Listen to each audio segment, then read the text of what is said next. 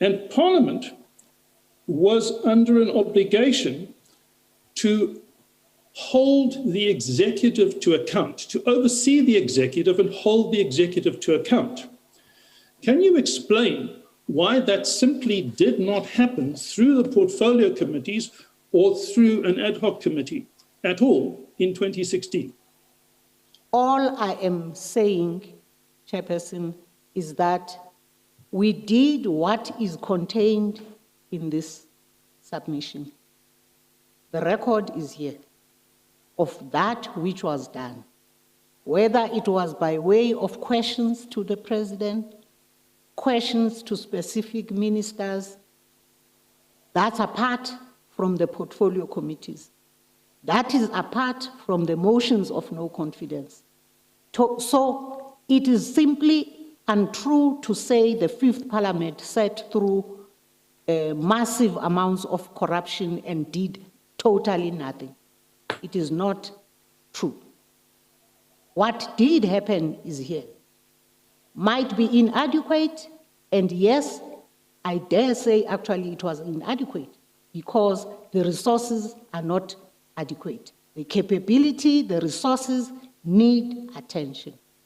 I'm focusing particularly on portfolio committees as engines for ferreting out the truth and bringing about accountability for the very same reason that you emphasized that right at the outset of your presentation this afternoon, when you said that's the engine room of oversight. And I want to put to you for a last time, because I think we have covered this material, that it's at that level that the failure really took place, the failure of investigation, inquiry, and holding the executive to account in relation to allegations that had ostensible credibility and were extremely serious.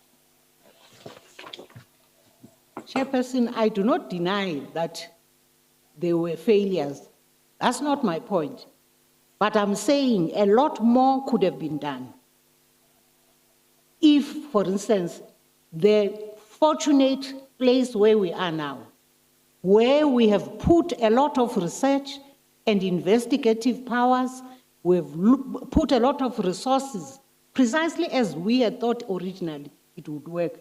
It is good that we now know what we know, so that we know how to correct it.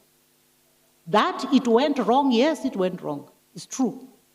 There is an act of Parliament that creates the Joint Standing Committee on Intelligence, and which requires that committee to report annually to Parliament in relation to its oversight functions over the intelligence agencies.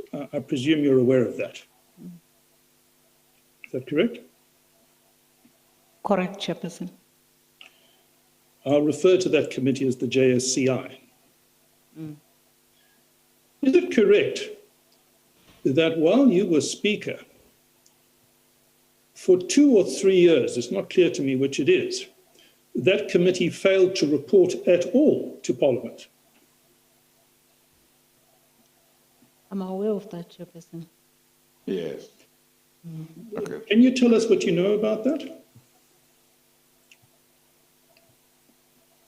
There's not much I can tell you, Chairperson, except that indeed It happened. it happened. Well, And you know that it's an area that tends to work behind the scenes, really. In secrecy. And therefore we get it deeply embedded in our heads to accept that you don't go out of your way to be probing because it might even be misunderstood. The problem is even deeper, because were you aware that for a period of 2 years, Parliament failed to discharge its legal obligation to appoint an Inspector General of Intelligence? I'm aware, Chairperson. Well, could you explain to us how that could be permitted to happen? I think with a lot of these situations we're dealing with, it's not a matter of things being allowed to happen. They simply just don't happen, or they happen the way they happen. And what we have since now been faced with is the revelations that did come out at a certain point during the 5th term, and today, piece by piece, we're trying to unravel exactly what the true nature of those matters was.